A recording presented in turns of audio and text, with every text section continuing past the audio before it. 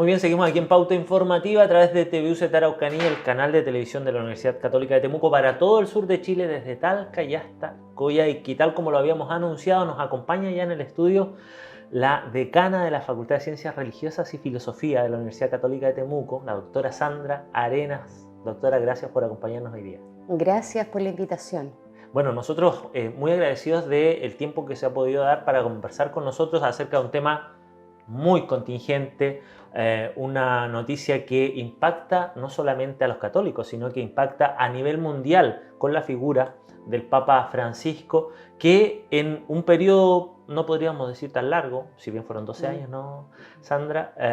Dejó un legado y una marca muy importante, ¿no?, en la historia del pontificado en nuestra actualidad. ¿Cómo ha visto este proceso usted durante los últimos días? Sabemos que ha conversado con distintos medios de prensa en una noticia de nivel mundial. Sí, gracias. Tal vez lo primero que quisiera decir es que han sido unos días paradójicos. Acabamos en el mundo cristiano católico y cristiano en su conjunto, justo este año jubilar. Hemos tenido lo que se llama la Pascua, digamos, celebrada en conjunto. Han sido días paradójicos, llenos de alegría, de esperanza por la resurrección, en la cual creemos firmemente, y que entonces la muerte no tiene la última palabra de la realidad, hay vida y hay confianza en Dios, en esa promesa. Y a la vez se nos va una figura gravitante de este tiempo, ¿no? Se nos va una gran figura del siglo XXI, que ha tenido un liderazgo no solo interno, no solo en nuestra institución religiosa, sino que ha tenido un liderazgo global. Y eso también es causa de tristeza, y es bueno pronunciarlo de esa manera, porque es la partida de alguien que ha conducido esta comunidad con un estilo que ciertamente extrañaremos. Sí, un estilo además muy latinoamericano, considerar este hito, ¿no?, un papa latinoamericano, que uno podría pensar que poco probable que en el corto plazo se vuelva a repetir, además, con lo que significa esto, verse reconocidos, ¿no?, como latinos, con un papa tan humano, tan cercano también, con una lógica latina. Sí, es importante resaltar este hecho, digamos, que ha movido un poco el centro del catolicismo y ha llevado con él no solo a Argentina, a toda América del Sur, a todas las Américas, diríamos, y a todo el sur global, con ellos también a África, Asia, todos los continentes que han estado de alguna forma más ausentes de este espacio de liderazgo comunitario en el catolicismo. Entonces, claro, el ser argentino, el vivir la iglesia latinoamericana, él trasladó eso a Roma. Y eso impactó profundamente, especialmente en los europeos, ¿no? Les costó entrar en la lógica, en el lenguaje, con esa sensibilidad pastoral, en el estilo relacional, en la sencillez, con muchos signos concretos, la sencillez, la cercanía, tal vez incluso en la estructura, en la forma de relacionarse con bastante más, digamos, inmediatez, transparencia, en el sentido con mucha espontaneidad. Y ese es un valor que instaló de alguna forma en su propio equipo más cercano también. En este transitar, ¿no?, como líder de la Iglesia Católica, ha habido muchos hitos dentro de este periodo de la última década que han marcado también, o que marcaron su legado dentro de esto, el trabajo reformista que desarrolló durante su periodo, que también fue un hito muy importante y un tema que no siempre fue bien recibido. Como usted señalaba, de pronto los europeos, con una lógica muy distinta, no miraron en primera instancia con buenos ojos el trabajo que él imprimió, su sello de pontificado. Hay varios hitos. Yo creo que y tal vez podemos recogerlo a través de los acentos que él puso durante estos 12 años de pontificado. Ciertamente todo el tema de la fractura social que se vive a nivel global, que ha instalado guerras en algunos lugares del mundo, ha estado muy presente en las palabras, en los pronunciamientos de Francisco, tanto escritos como orales, permanentemente, hasta el último día de su vida, ¿no? Le dedicó una palabra a la paz, ¿no? A la reconstrucción de las confianzas, al tejido social.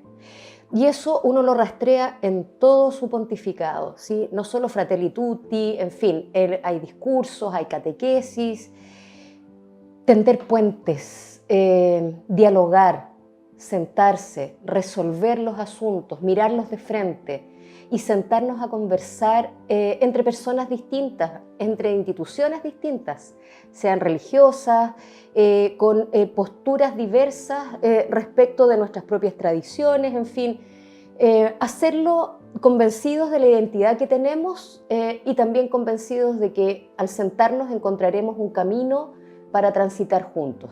Entonces, yo creo que ese acento marcó varios de los hitos de su vida, varios de sus escritos también. Y por cierto, el otro es, que está muy unido a ese, es la fraternidad, ¿no?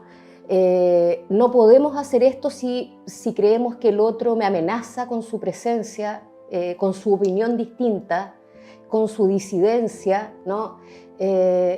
Sino que yo, en la medida en que lo reconozco como hermano, como hermana, podemos construir un espacio más habitable. Todo esto que se conoce como el cuidado de la casa común es muy propio de su pontificado, Laudato Si, Fratelli Tutti, Laudate Deum, en fin, pero es una impronta de él y es un legado reconocido más allá de la Iglesia Católica, ¿no? Él se instaló como un líder global con esta agenda de ecología integral, que incluye no solo el cuidado digamos, de la naturaleza, sino que del ecosistema donde nosotros habitamos, claro. Y se instaló en lugares como la ONU a pronunciar una palabra que proviene de una institución religiosa, pero que tiene un impacto público. Hay un concepto que también ha circulado mucho y que ha salido, ¿no?, a flote estos días, que es una frase que también él utilizaba, que quedó marcada también, que es nadie se salva solo. Y eso tal vez engloba un poco o mucho de lo que usted está planteando ahí, ¿no? Efectivamente, convencido de que las redes nos salvarán de alguna forma, ¿no?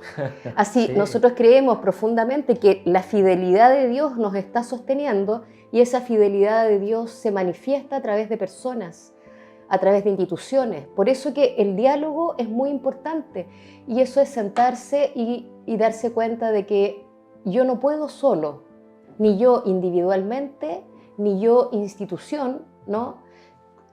Volviendo al tema de la casa común, del ecosistema, de la ecología integral, esta, digamos, tiene que ser una agenda global. No podremos dejarle a las futuras generaciones un mejor espacio para habitar si no lo hacemos juntos. Claro. Las redes, cuando lo trasladamos también a la teología, nos instaba a teólogos y teólogas a construir redes. Lo hizo en diciembre pasado, en un encuentro que tuvimos con él en las facultades de teología del mundo.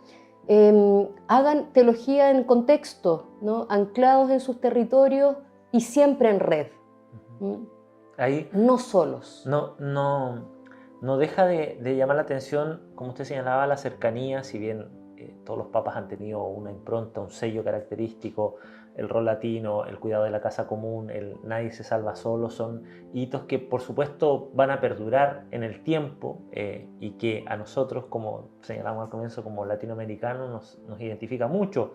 Una visita del Papa en el año 2018, ¿no?, que también nos marca como chilenos y paradojalmente nunca visita a Argentina como primera autoridad de la Iglesia. ¿A qué se debió ese hito? ¿Temas de agenda, política? ¿Qué ocurrió ahí? Es una pregunta que se hacen muchos. Sí. Confieso también hacérmela, ¿no? Yo no tengo una respuesta a eso.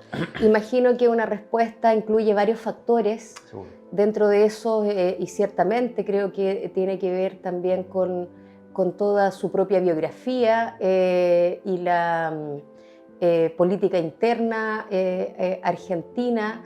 Él, recordemos, vivió como cardenal arzobispo de Buenos Aires, su último tiempo en Argentina, una Argentina que también está bastante, digamos, polarizada por lecturas distintas acerca del peronismo, y eso también ha influido, según entiendo, por sus biógrafos, digamos, en la forma de él entendió que el ir probablemente no iba a ocasionar tal vez la cohesión suficiente.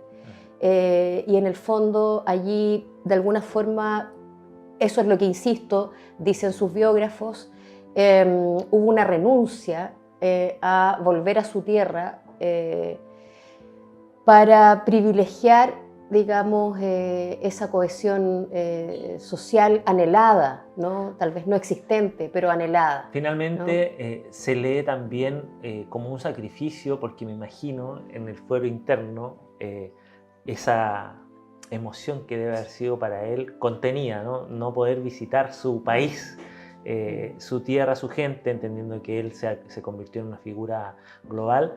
Pero en el fuero personal probablemente él siempre tuvo la intención, pero ahí hizo el sacrificio de pronto por un bien mayor en este sentido, ¿no? Eso podríamos deducir. Sí, él le tuvo un profundo amor al pueblo argentino, a la iglesia argentina, a la iglesia latinoamericana en su conjunto. Fue una figura muy importante en los procesos latinoamericanos de construcción, digamos, de un estilo de iglesia, ¿sí? Presencia en la conferencia de Aparecida, y eso lo hizo desde el conocimiento profundo de su propia iglesia argentina, además no solo desde el lugar de ser cardenal arzobispo de Buenos Aires, sino que en ese rol presente en la iglesia de base, ¿no? En las villas miserias de las periferias bonaerenses, y muy conscientes de lo que ocurría en las iglesias populares de todo el país, ¿no? Él, como jesuita y provincial jesuita, antes de ser obispo, recorrió muy bien Argentina, entonces tenía un conocimiento directo de lo que ocurría con las comunidades, con las personas, de lo que ocurría con quienes más sufren dentro de esas comunidades también.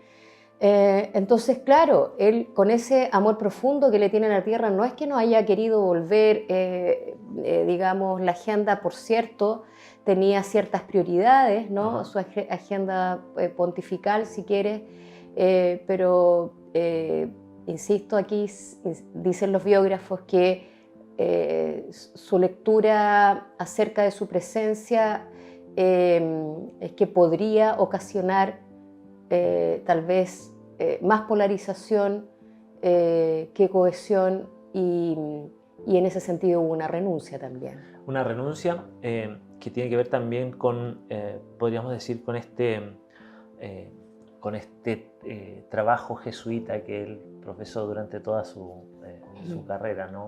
Y que llevó hasta el Vaticano, generando también el impacto del que conversábamos al comienzo, esta lógica de hacer reformas al interior de la Iglesia también en pos, ¿no? De generar una, de pronto, horizontalidad en esta cercanía con sus fieles, con el trabajo que se hacía en las bases de la Iglesia y que en el corazón, ¿no?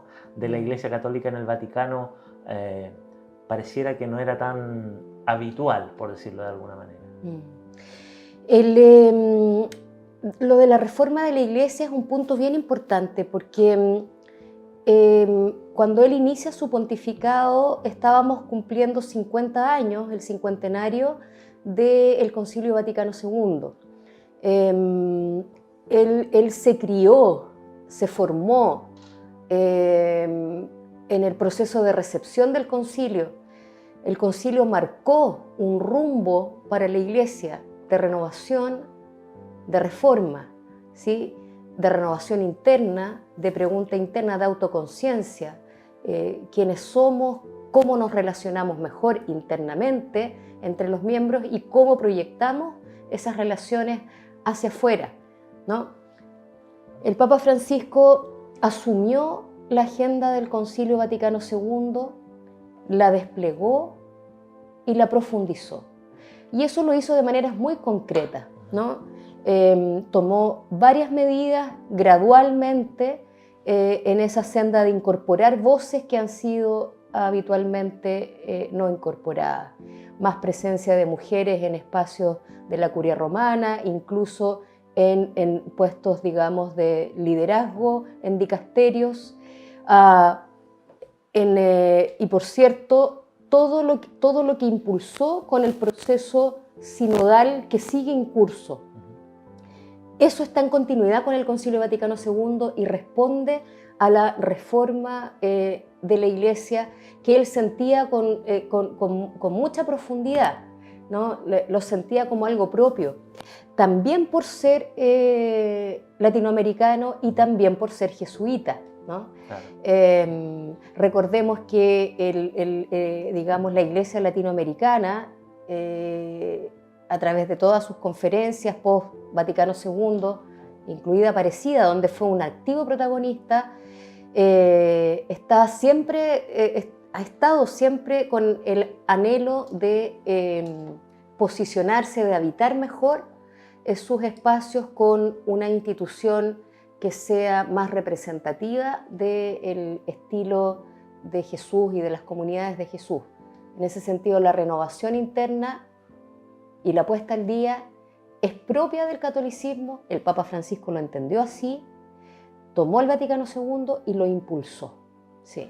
Hay también un reconocimiento por parte de los jóvenes, de las nuevas generaciones, de la cercanía que él generaba también, algo que tal vez desde el Papa Juan Pablo II no se había manifestado con tanta fuerza. Él tenía una especial cercanía, ¿no?, con los jóvenes, el llamado, participaba activamente, probablemente no él, pero de las redes sociales, había una conexión, y esto también irá en la lógica, Sandra, no sé, de la renovación, pero para él uno lo visualizaba genuinamente. Él estuvo acá, me tocó participar también de la cobertura de su visita en el año 2018 en Temuco particularmente, y él naturalmente tenía una gran cercanía con las personas, pero su foco en los jóvenes era bien marcado también. Él era una persona muy alegre, muy chispeante, por decirlo de alguna manera, guardando por supuesto el respeto y las proporciones de la figura mundial que era, ¿no?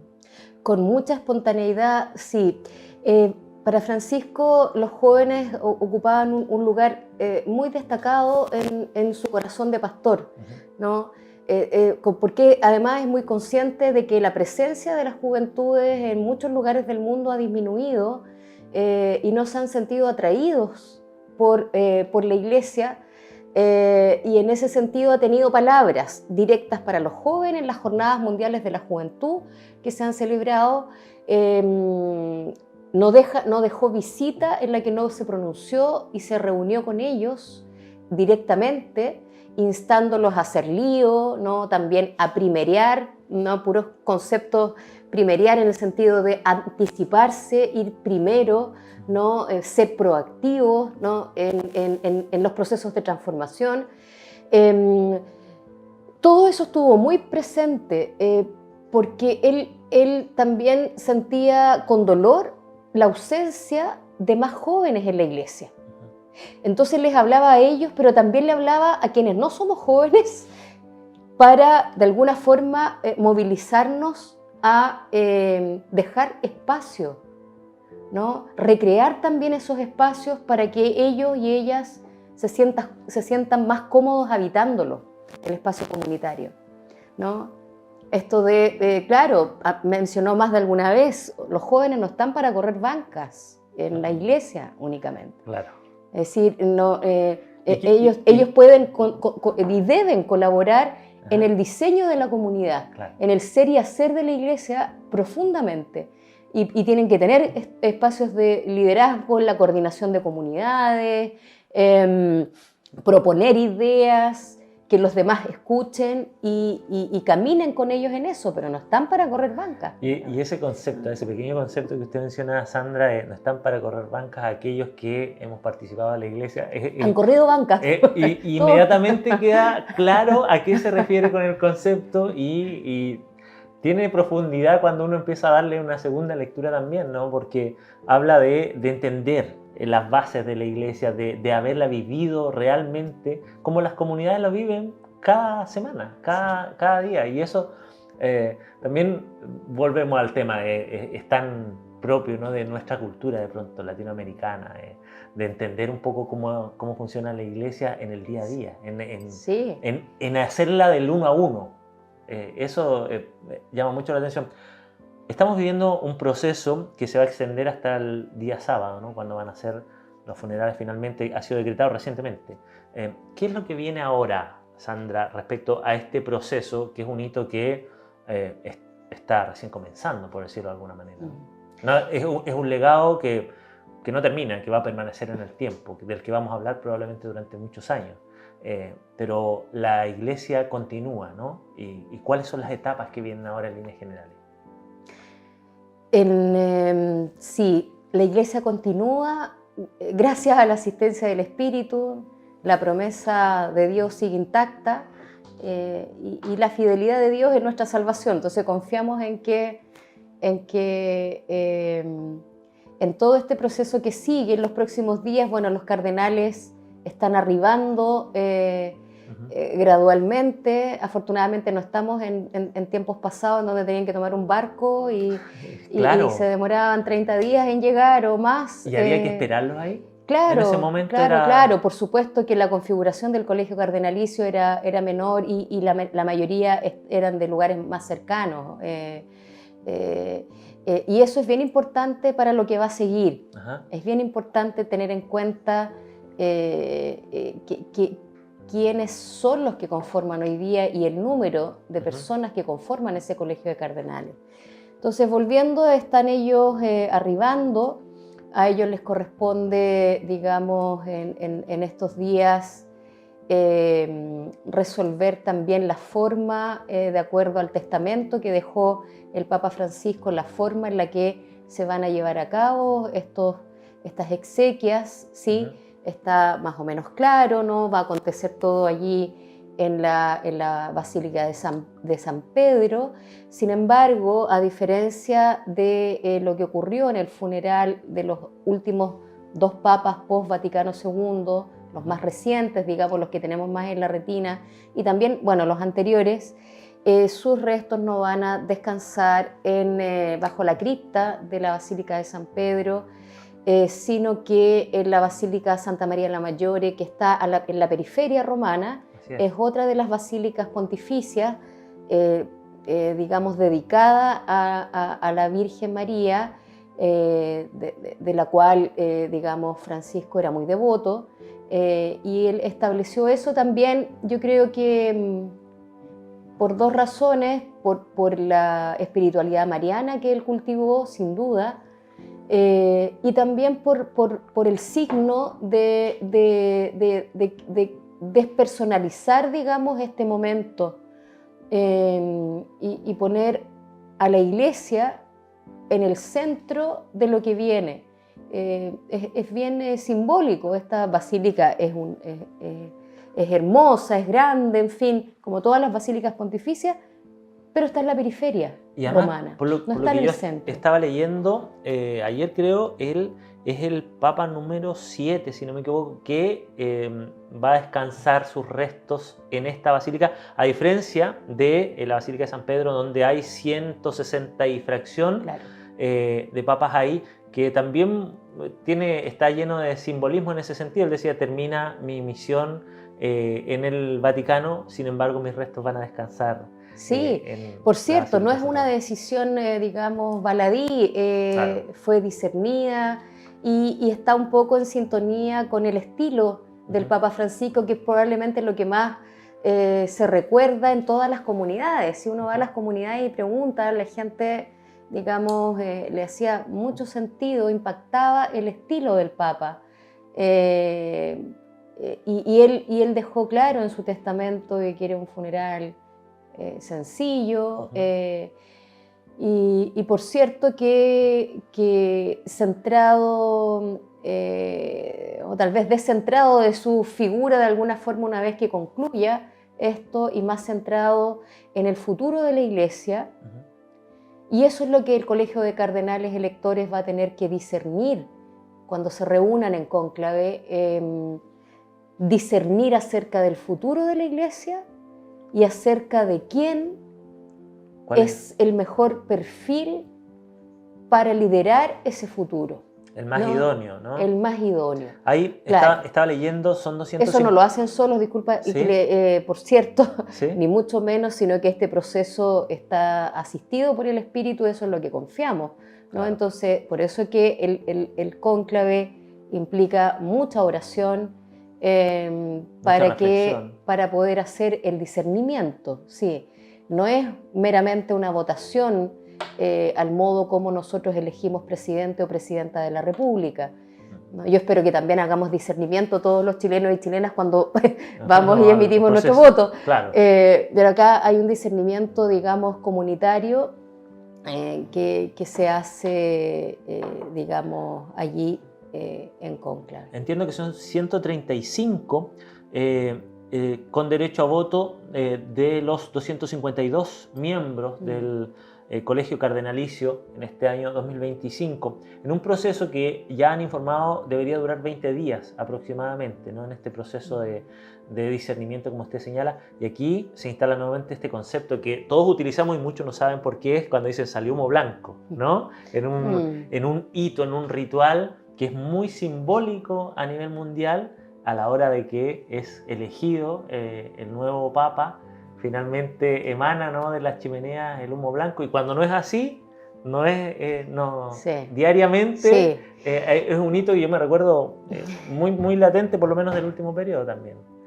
Probablemente eso nuestros telespectadores, claro, lo esperan, está en la retina de cualquier, tal vez, mortal.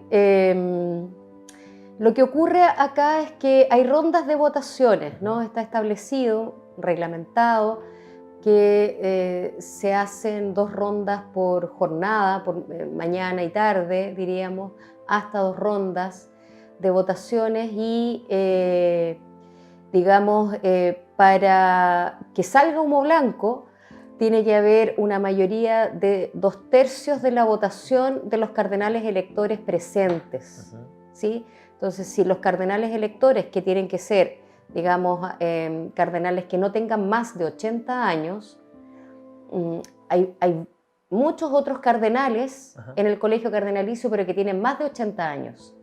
Ellos no pueden ser electores, ¿sí? Solo los que tienen menos de 80 años. Nosotros mismos en Chile, para graficarlo con ese ejemplo, tenemos más cardenales. ¿Cuáles son nuestros cardenales? Bueno, tenemos cardenal Chomalí. Sí, claro. Sí. Cardenal Francisco Javier Errázuriz, el cardenal Ricardo de Chatti, el cardenal Celestino Aosi.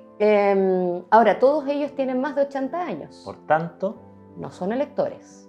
Ahí hay un buen dato. Y el cardenal Fernando Chomalí es el único cardenal nuestro que está, digamos, que es elector. Claro. Entonces, 2/3 de los votos de los electores presentes. Si hay 100, tendrían que entonces haber ¿cuántos 67. votos? 67. 67. Claro, ya. Para que tengan los 2/3. Exactamente, sí. De 67 más. Ya, y así. Sí. Entonces, cuando eso ocurra, allí, digamos, los votos y, digamos, con algún proceso, sale el humo blanco. ¿Sí? Si no, vamos a ver, mientras eso no ocurra, vamos a ver el humo negro en una votación, en una ronda, en otra. Y eso entonces tiene también un plazo establecido de unos días máximos. El Papa Benedicto XVI también introdujo, digamos, ahí una norma que si después de tantas, digamos, rondas y días de votación no hay todavía una mayoría de 2/3, se toman las dos máximas mayorías de todas las últimas votaciones. Ustedes comprenderán que en un proceso de discernimiento comunitario de a poco se va decantando ya por alguno o por otro, ¿no? Se van afinando un poco los procesos. Efectivamente, el perfil, y entonces se va conversando acerca de eso internamente. Dentro de la historia también está el relato de que en este proceso de discernimiento, cuando es elegido el Papa Francisco, hay un hito en donde él le habla a sus colegas cardenales o en el proceso eleccionario, y su relato fue tan conmovedor que finalmente fue un factor también para la decisión de ser elegido como... Es una muy buena pregunta porque eso me permite a mí decir lo siguiente. Existe la precomprensión, el imaginario de que los cardenales entre sí se conocen. Claro.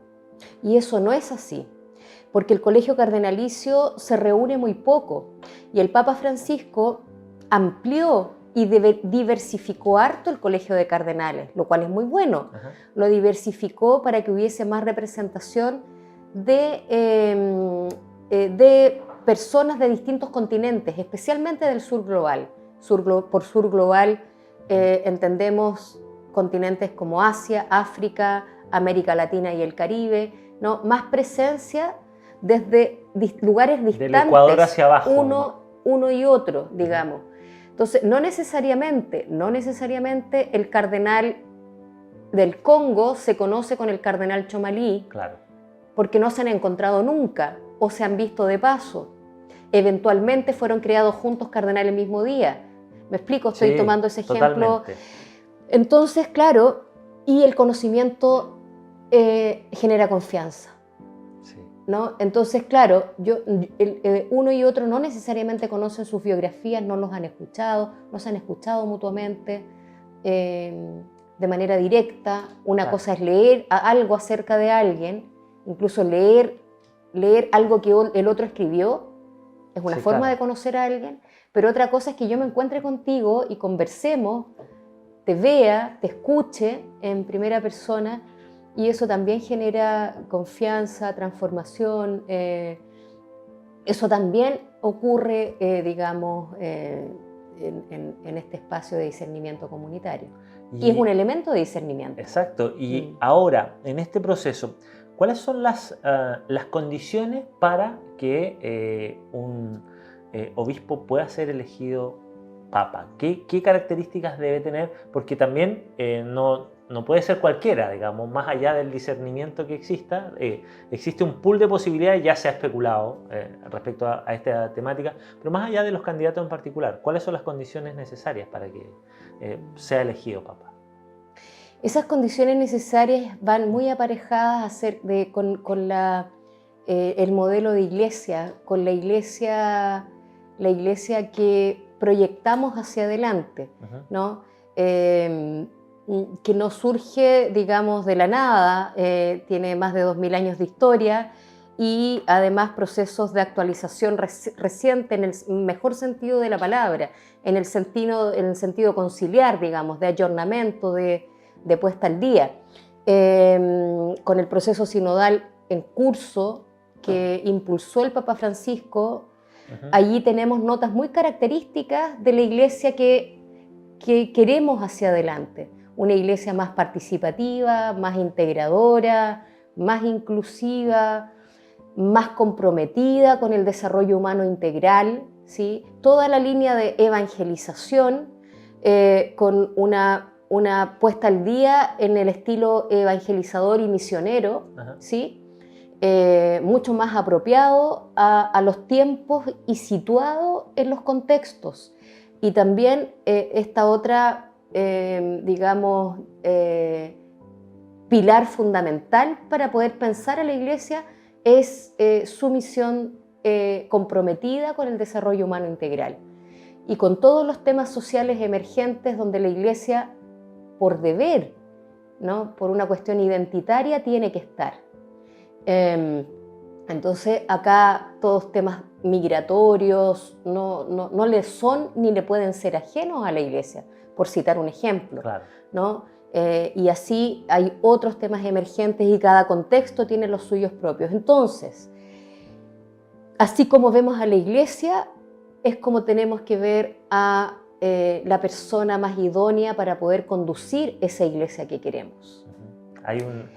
Y allí, bueno, habrá que discernir muy bien y la feligresía del resto, rezar mucho para que ese discernimiento, digamos, llegue a la persona que puede conducir este proyecto que no es nuestro, pero en el que nosotros participamos también por vocación, digamos, por un llamado particular. No es nuestro, pero es de todos, ¿no? Es de todos. Sí. Queremos agradecerle, decana Sandra Arenas, por esta grata conversación también, por ponernos un contexto, ¿no?, sobre un hecho de impacto mundial, un líder global, como ha sido el Papa Francisco y del que vamos a estar hablando probablemente durante mucho tiempo. Muchas gracias por acompañarnos hoy día. Gracias por la invitación.